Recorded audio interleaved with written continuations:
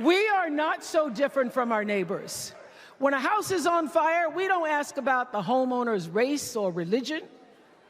We don't wonder who their partner is or how they voted. No.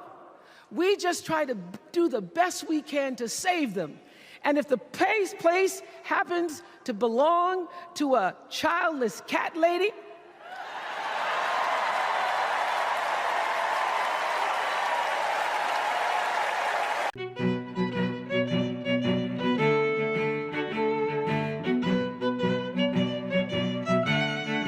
welcome to Street Politics. My name is Reese Waters.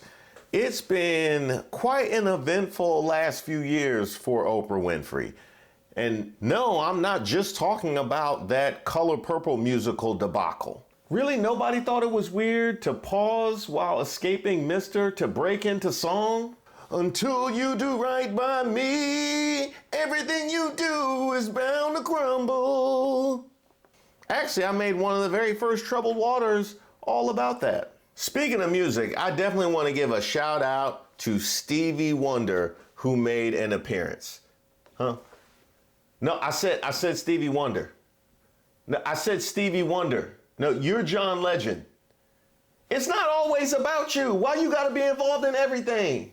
But beyond that, you have a very crowded now black media landscape.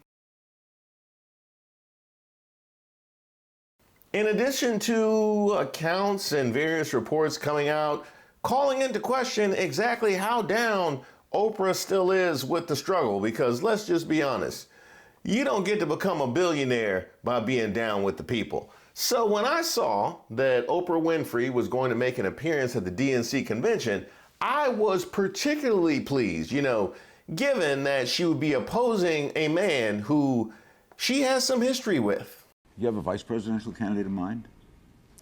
Well, I really haven't gotten quite there yet. It's just Oprah. I love Oprah. Oprah would always be my first choice.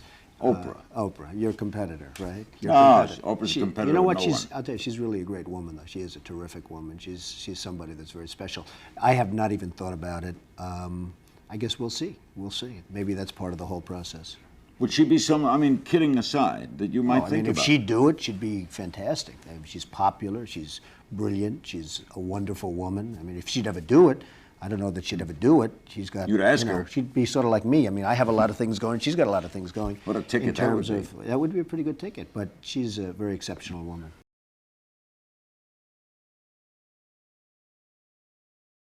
I bet y'all didn't know that, did you? Yeah. And really, if there is one black demographic that Donald Trump is overperforming with, it is stars of the 80s.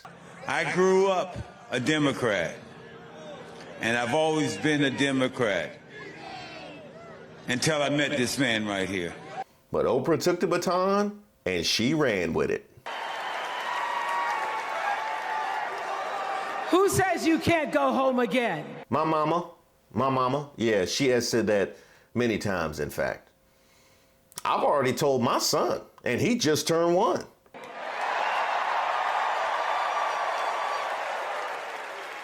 After watching the Obamas last night, that was some epic fire, wasn't it? Some epic fire. We're now so fired up, we can't wait to leave here and do something.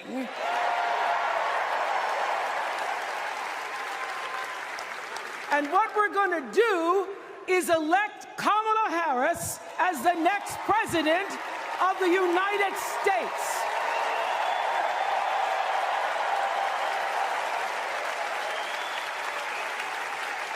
I am so honored to have been asked to speak on tonight's theme about what matters most to me, to you, and all of us Americans: freedom.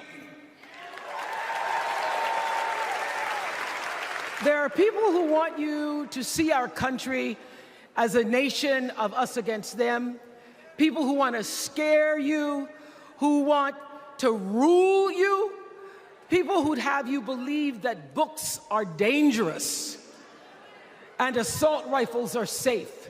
Beautiful words from Oprah out of the gate right there. I especially love how she talked about that books are dangerous and assault rifles are safe. Do you think the people banning books actually read? That there's a right way to worship and a wrong way to love. Then she says a right way to worship and a wrong way to love. Led by a movement behind a man who struggles with both. People who seek first to divide and then to conquer. But here's the thing.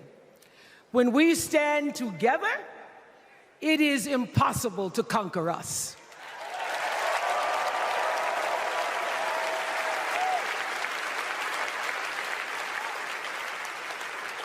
In the words of an extraordinary American, the late Congressman John Lewis,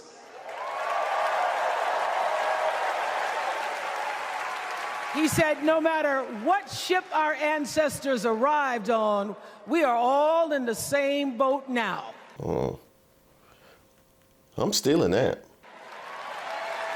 Congressman Lewis knew very well how far this country has come, because he was one of the brilliant Americans who helped to get us where we are. But he also knew that the work is not done. The work will never be done because freedom isn't free. America is an ongoing project. It requires commitment. It requires being open to the hard work and the heart work of democracy. And every now and then, it requires standing up to life's bullies.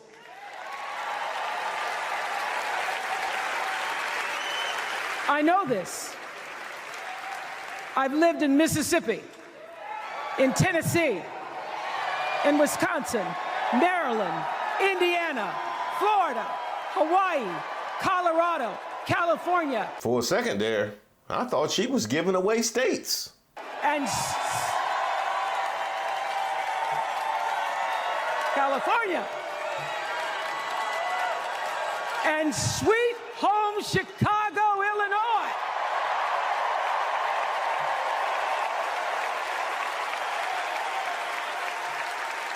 I have actually traveled this country from the redwood forests, love those redwoods, to the Gulf Stream waters.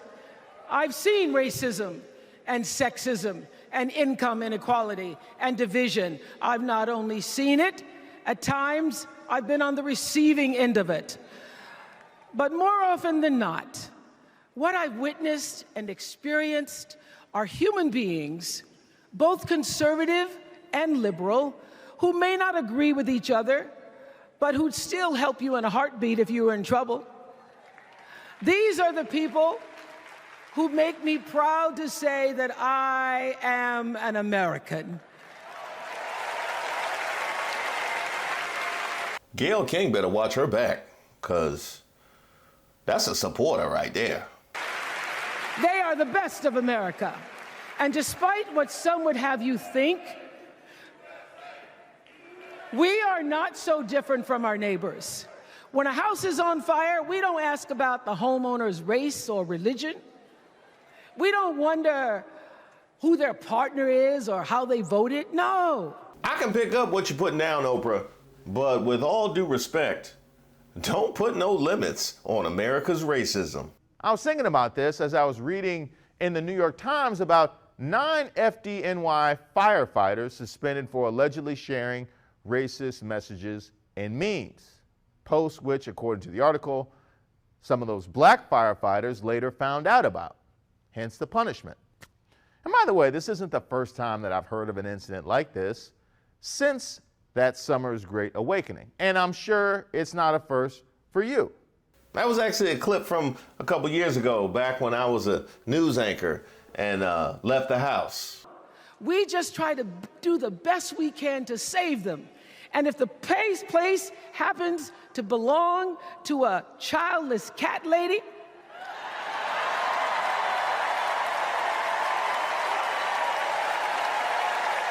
Cold-blooded.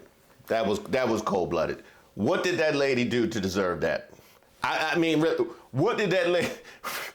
Did she agree? Did she agree to that? Was she a part of that bit? I think she's entitled to compensation.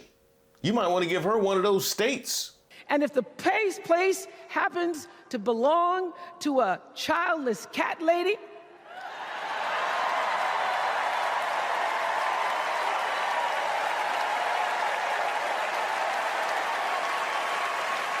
well, we try to get that cat out too.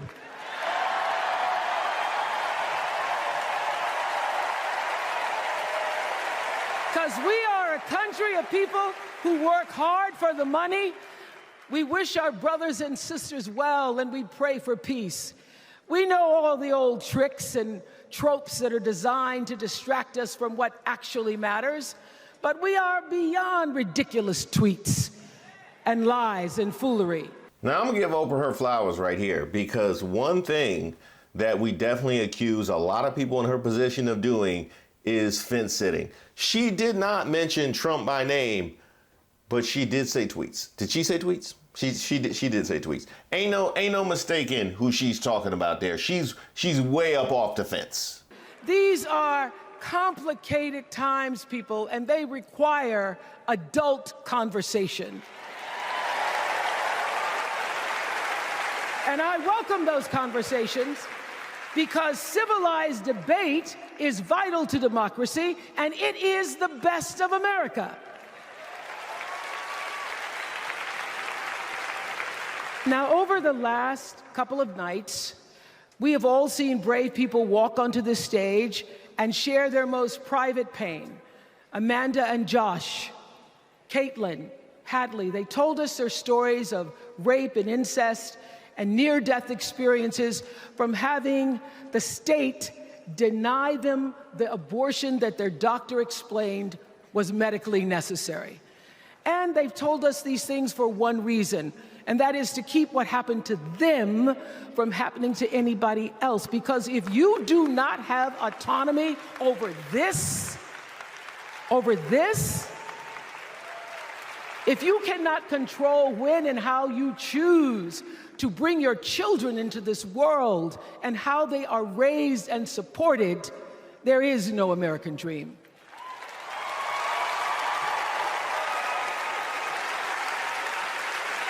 I absolutely love the way that she framed that. I can only project how this makes women feel. I can think about it with respect to my daughter and the freedoms that I want her to be able to enjoy.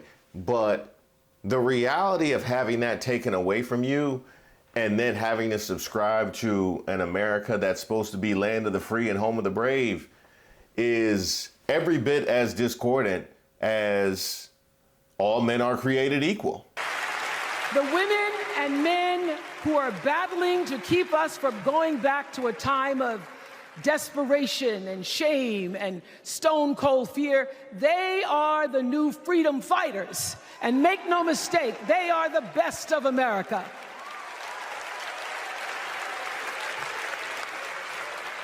I want to talk now about somebody who's not with us tonight.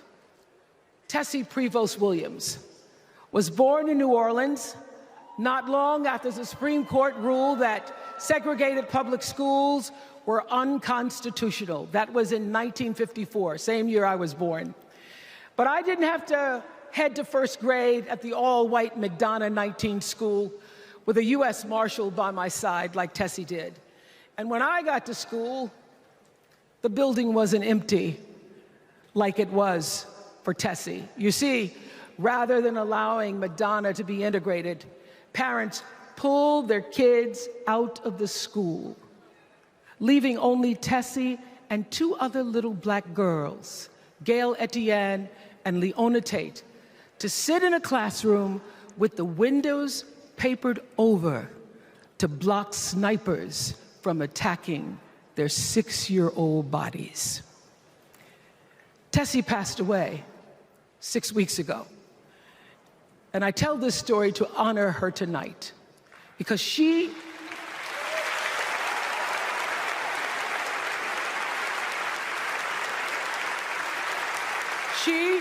like Ruby Bridges and her friends, Leona and Gail, the New Orleans Four they were called.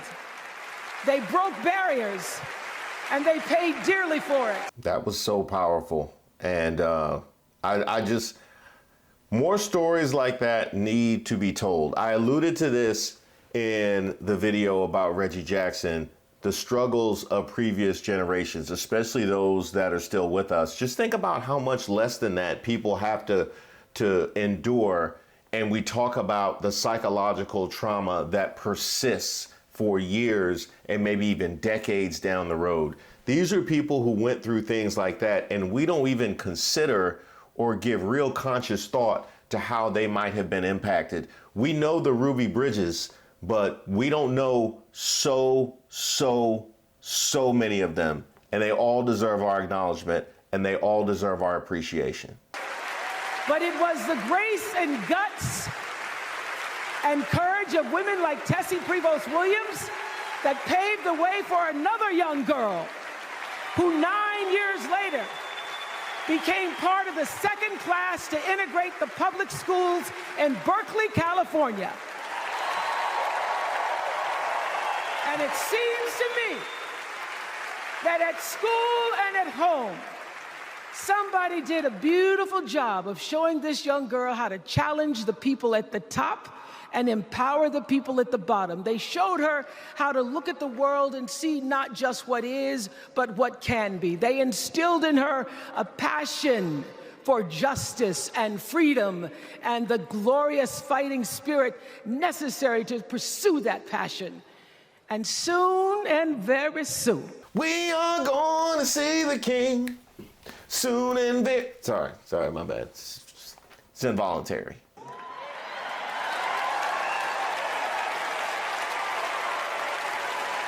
Soon and very soon, we're going to be teaching our daughters and sons about how this child of an Indian mother and a Jamaican father, two idealistic, energetic immigrants,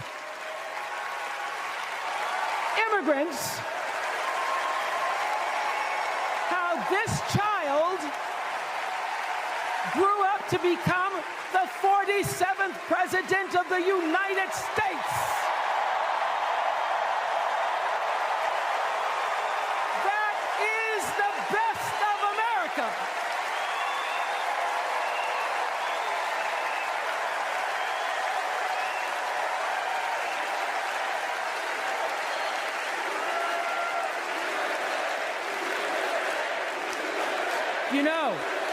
You know, let me tell you this.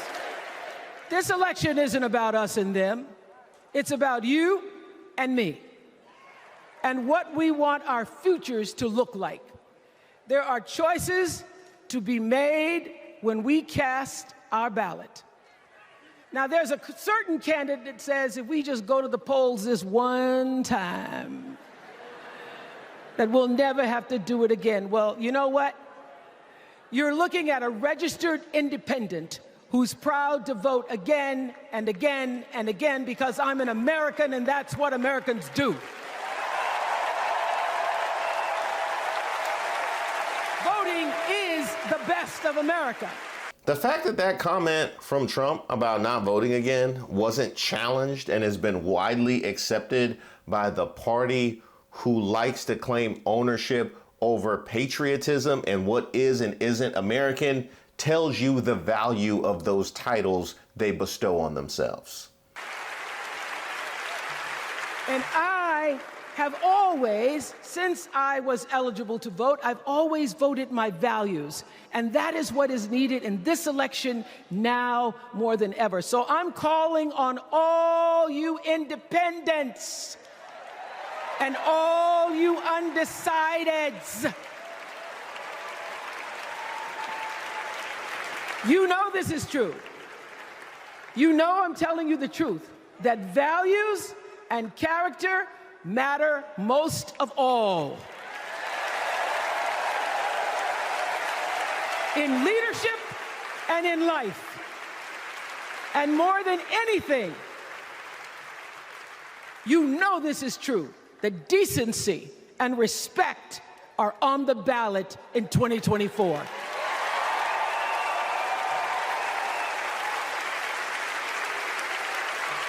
Was she asleep? she gonna be mad when she hears she missed Oprah tomorrow.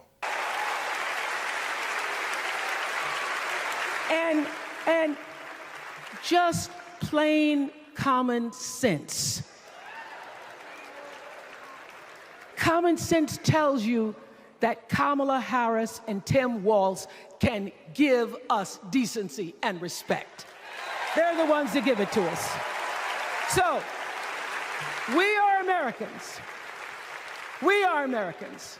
Let us choose loyalty to the Constitution over loyalty to any individual. Because that's the best of America. And let us choose optimism over cynicism, because that's the best of America.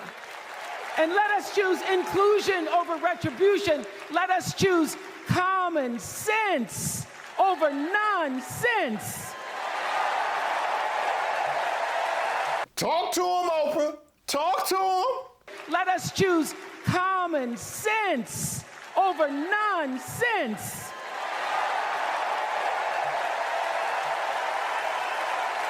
Because that's the best of America. And let us choose the sweet promise of tomorrow over the bitter return to yesterday. We won't go back. We won't be set back, pushed back, bullied back, kicked back. We're not going back.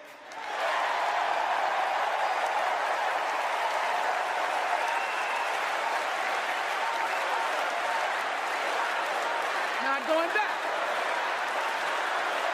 We're not going back. So, let us choose. Let us choose truth. Let us choose honor, and let us choose joy.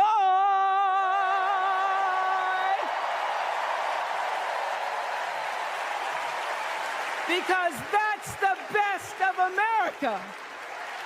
But more than anything else, let us choose freedom. Why? Because that's the best of America. We're all Americans, and together, let's all choose Kamala Harris.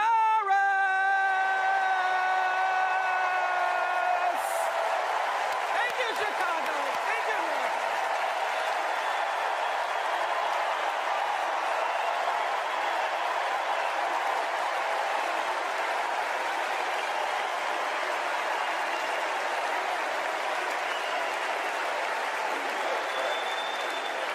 Man, the way she ended that looked like the most co-ed, racially diverse Oprah audience I've ever seen in my life.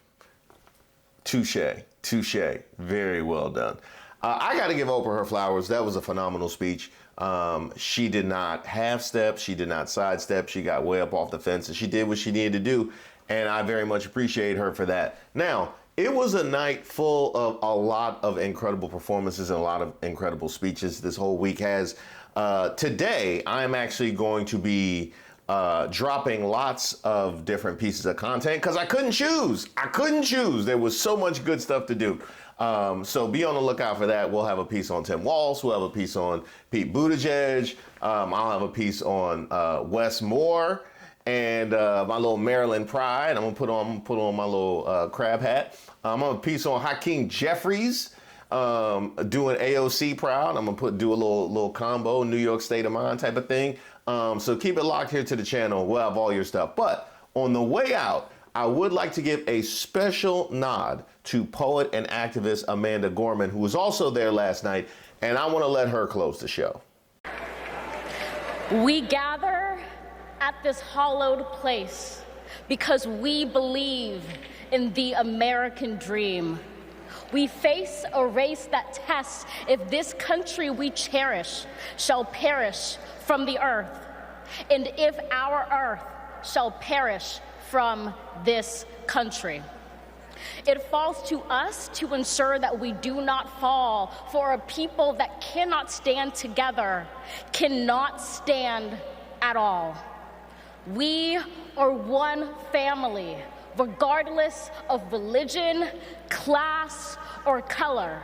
For what defines a patriot is not just our love of liberty, but our love for one another.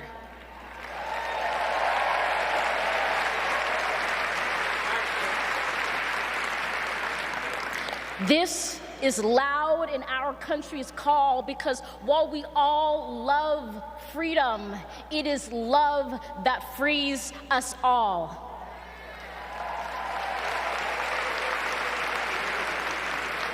Empathy emancipates, making us greater than hate or vanity. That is the American promise, powerful and pure. Divided, we cannot endure, but united, we can endeavor to humanize our democracy and endear democracy to humanity.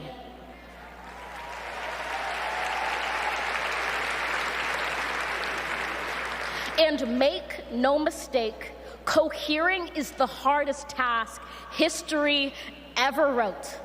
But tomorrow is not written by our odds of hardship, but by the audacity of our hope, by the vitality of our vote.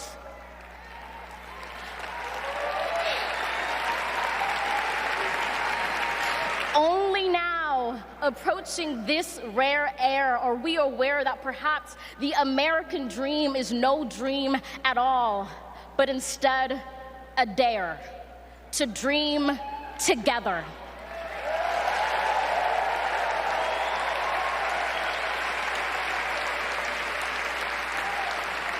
Like a million roots tethered, branching up humbly, making one tree. This is our country, from many won, from battles won, our freedoms sung, our kingdom come has just begun.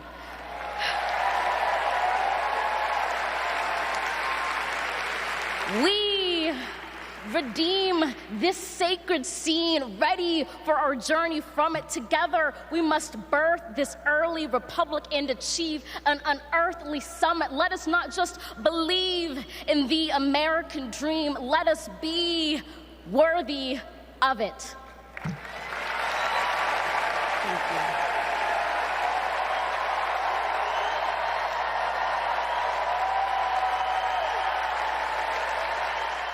Sincere thanks to everybody who's reached out to me and submitted suggestions for videos. Keep them coming. I take submissions for ideas for a video, suggestions for Racist of the Week. If you have something that just troubles you, or you just want to send me a note, because I love getting those notes, go ahead and shoot me an email at reese@reesewaters.com. I also have a newsletter that I send out periodically, so you'll be receiving that as well. You can also sign up on my website, reesewaters.com.